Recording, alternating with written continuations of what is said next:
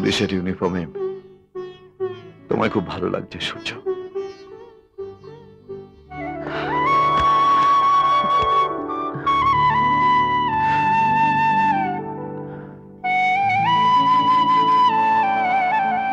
আজ তোমাকে দেখে সত্যি খুব গর্ব হচ্ছে।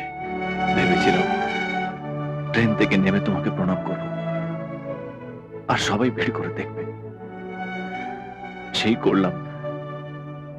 কিন্তু সবার চোখের আড়ালে এমন কি হয়েছিল দাদা, যার জন্য তোমাকে পুলিশের পোশাক ছেড়ে এই ক্রিমিনালের পোশাক পরতে হলো?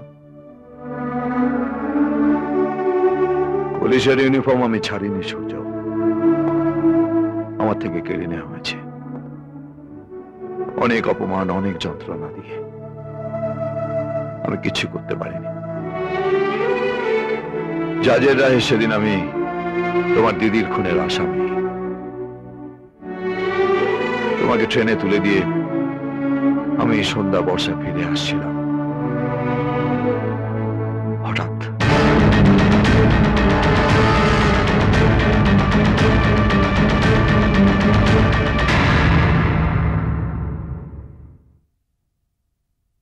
ডক্টর, ও কেমন আছে? অপারেশন সাকসেসফুল, কিন্তু এখনো ঠিক কিছু বলা যাচ্ছে না। আমরা ওনার সঙ্গে কথা বলতে পারি? একদম না, ওনাকে একটু নিশ্চিন্তে থাকতে দিন তো, আর ঈশ্বরের কাছে প্রার্থনা করুন যাতে উনি তাড়াতাড়ি সুস্থ হয়ে ওঠেন। দেখুন, ডিএসপি অগ্নিশ্বর রায়ের মতো একজন মানুষের পিছিয়ে থাকাটা আমাদের পক্ষে খুব দরকারি বলে জানবেন। কিন্তু সবাই তো বলছে এর জন্য আপনি দায়ী। ডিএসপি অগ্নিশ্বর রায় যাতে আপনার ভাইয়ের বিরুদ্ধে চার্জশিট জমা না দেন, তার জন্য নাকি আপনি তাকে সরিয়ে দিতে চেয়েছিলেন? দেখুন, আমি সৎভাবে রাজনীতি করি। মানুষের স্বপ্ন, মানুষের আশাকে কেড়ে নেওয়া, তাকে মেরে ফেলা তো আমার কাজ নয়। আর ডিএসপি অগ্নিশ্বর রায়ের মতো একজন মানুষকে আমি সবসময় সেলাম করি বলে জানবেন। এক্সকিউজ মি, আমি একবার ডিএসপির সঙ্গে দেখা করতে চাই। জাস্ট একটু শুভেচ্ছা জানিয়ে চলে আসবো। শিওর। নমস্কার। চিন্তা করুন, আমি আছি।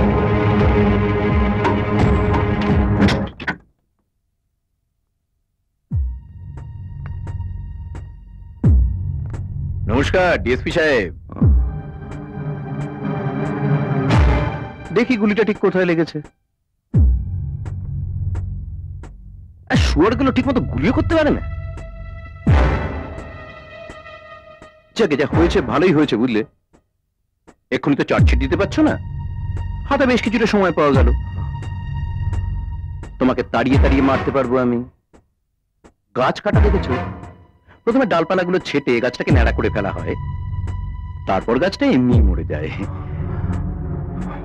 তোমার অবস্থাও ঠিক তাই করব। খুব শীঘ্রই তুমি খবর পাবে তোমার স্ত্রী আর ওই মেয়েটা তোমার আগেই মারা গেছে। খুব খারাপ ভাবে মারবো আমি ওদের, যাতে এখানে শুয়েও তুমি ওদের মারা যাওয়ার যন্ত্রণাটা টের পাও। উঠো না, উঠো না, তোমার লাগবে। Doctor, sister. ইয়েস। খুব যন্ত্রণা হচ্ছে বোধহয়, একটা ইঞ্জেকশন টিঞ্জেকশন দিয়ে ঘুম পাড়িয়ে রাখুন না। Sister, injection ready.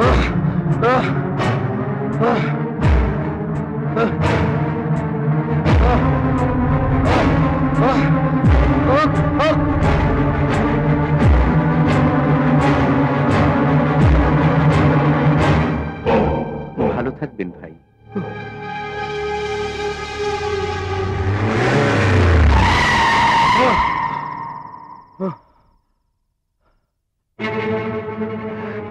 বর্ষা।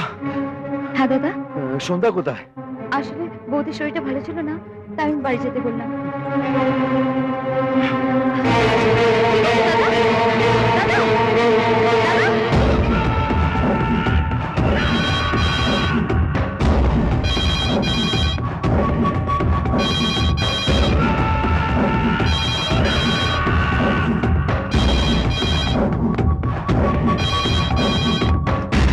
হ্যালো সন্ধ্যা, সন্ধ্যা, আমি না আসা পর্যন্ত তুমি দরজা খুলবে না। কি কি বলছো?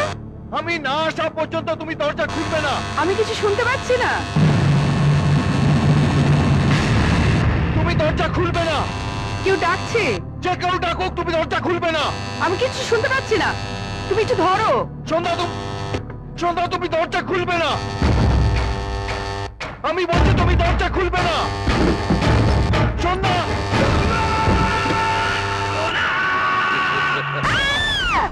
সন্ধ্যা,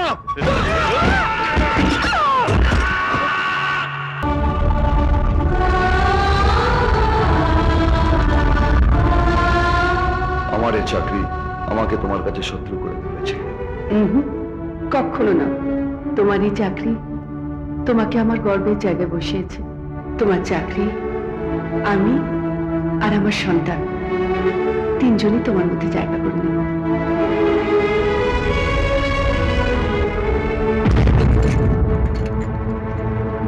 আপনার স্ত্রীকে খুন করার অপরাধে আমি আপনাকে গ্রেফতার করব। You are under arrest.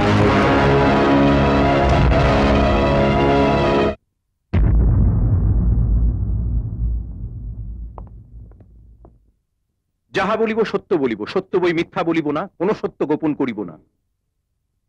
Your honour, Agnishwar যে তার স্ত্রীকে খুন করেছেন এতে অবাক হবার কিছু নেই, কারণ তার স্ত্রী ছিলেন একজন দুশ্চরিত্রা। যেখানেই অগ্নিশ্বর পোস্টিং নিতেন সেখানেই ওনার স্ত্রী কারো না কারোর সাথে সম্পর্ক পাতাতেন। এই জন্যই অগ্নিশ্বর এক জায়গায় বেশি দিন থাকতে পারতেন না, বারবার ওনাকে ট্রান্সফার নিয়ে জায়গা বদলাতে হতো। এসব কথা ওনার মুখ থেকেই আমি শুনেছি। তাই মহামান্য আদালতের কাছে আমার বিনীত অনুরোধ, আসামি অগ্নিশ্বর রায়কে ন্যূনতম শাস্তি দেওয়া হোক। ইওর অনার, আমার পরের সাক্ষী উত্তরপাড়া থানা second officer Dipak Ghoshal. Your honour, DSP সাহেব অনেকবারই আমার কাছে ওর স্ত্রীর সম্পর্কে দুঃখ প্রকাশ করেছেন। উনি বলেছেন ওর স্ত্রী নাকি সূর্য সিনহা নামে এক স্থানীয় যুবকের সঙ্গে অবৈধ সম্পর্কে লিপ্ত হয়েছিলেন।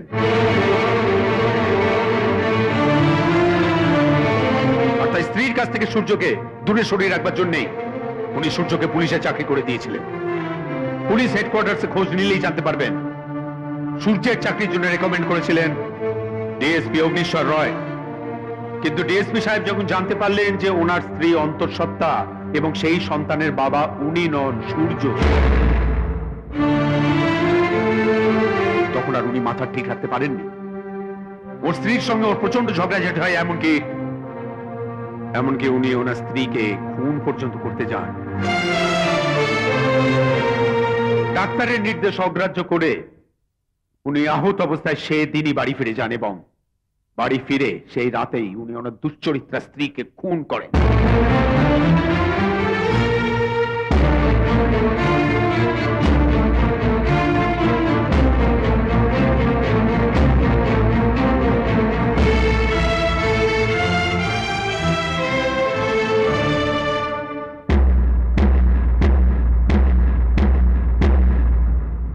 সমস্ত সাক্ষ্য প্রমাণের ভিত্তিতে এই আদালত আসামি অগ্নিশ্বর রায়কে তার স্ত্রীকে হত্যা করার অপরাধে দোষী সাব্যস্ত করছে। তাই এই আদালত ভারতীয় দণ্ডবিধির 302 ধারা মতে আসামি অগ্নিশ্বর রায়কে যাবজ্জীবন সশ্রম কারাদণ্ড দিল।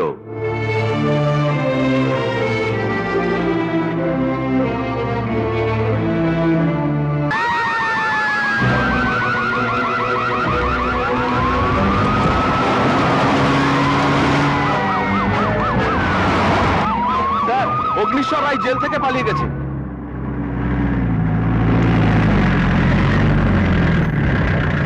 চৌকিদার, চৌকিদার, কি ব্যাপারটা কি? কেউ নেই নাকি এখানে?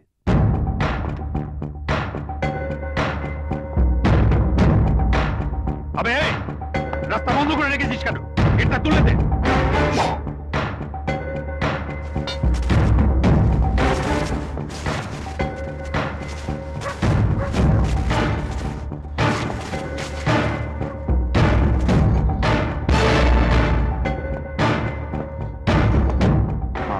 আপনি?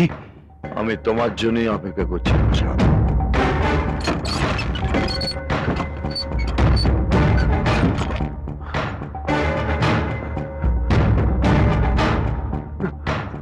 যা বলিব সত্য বলিব, সত্য বই মিথ্যা বলিব না। এইভাবে আইন রক্ষাকারী ডিএসপি অগ্নিশ্বর রায় আইনের চোখে হয়ে গেল একটা ক্রিমিনাল, জেল পলাতক একজন খুনের আসামি। যে আইনকে ঠকিয়ে ওরা তোমাকে অপরাধী বানিয়েছে, সেই আইনের সাহায্যে ওদের আমি শাস্তি দেব। এক একটাকে জেলে ঢোকাবো আমি। না,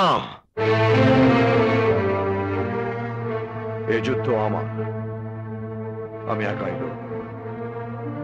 একজনকে খুন করেছি, বাকি তিনজনকেও খুন করব।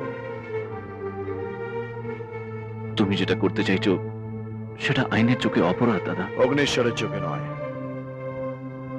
আমার সংবিধানের 542 ধারা। অপরাধকে শেষ করতে হলে আগে অপরাধীকে মারো। তাহলে তো তুমি আমার কাছে মিথ্যে হয়ে যাবে, তোমার আদর্শ আমার কাছে মিথ্যে হয়ে যাবে।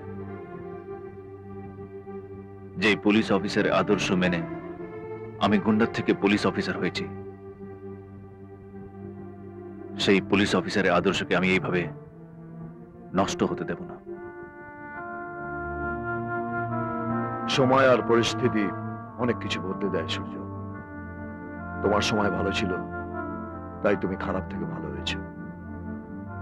আমার সময় আর পরিস্থিতি কোনোটাই ভালো ছিল না, তাই অগ্নিশ্বর রায়ের সংবিধান বদলে গেছে।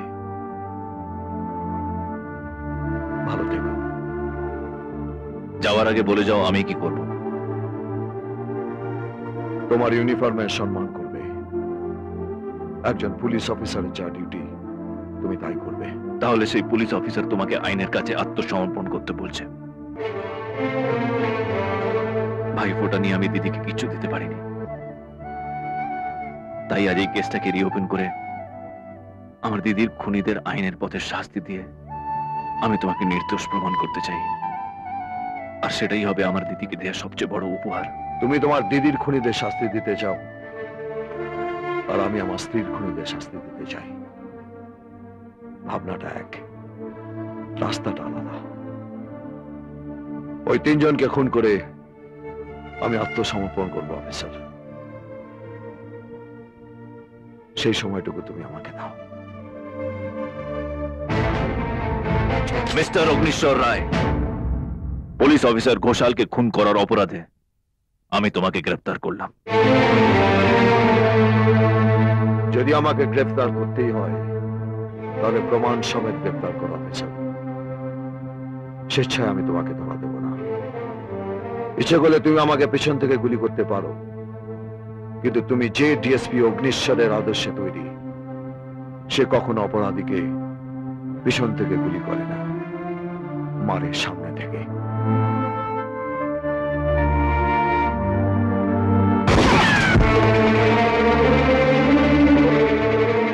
এটা তোমাকে সাবধান করার জন্য। বাকি তিনজনের একজনকেও খুন করার আগে আমি তোমার হাতে হাত কড়া পড়াবো মিস্টার অগ্নিশ্বর রায়। পরের খুনগুলো করার আগে তার তারিখ আর সময় আমি তোমাকে বলে দেব। ইন্সপেক্টর সূর্য সিনহা। তোমার আর আমার আর একটা যুদ্ধ শুরু হলো। দেখি জিত কার হয়, তোমার না আমার। যদি আমার জিত হয়, তাহলে জানবে তোমার দিদির আত্মা শান্তি পেয়েছে। আর যদি জিত তোমার হয়, তাহলে আমার আর তোমার দিদির জন্য দুফোঁটা চোখের জল রেখে দিও। কেননা তুমি ছাড়া আমাদের আর কেউ নেই।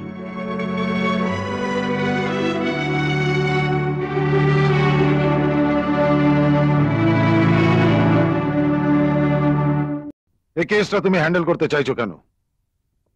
কারণ অগ্নিশ্বর রায়কে আমার চেয়ে বেশি কেউ চেনে না, আর আমি জানি উনি আরো 3টে খুন করবেন।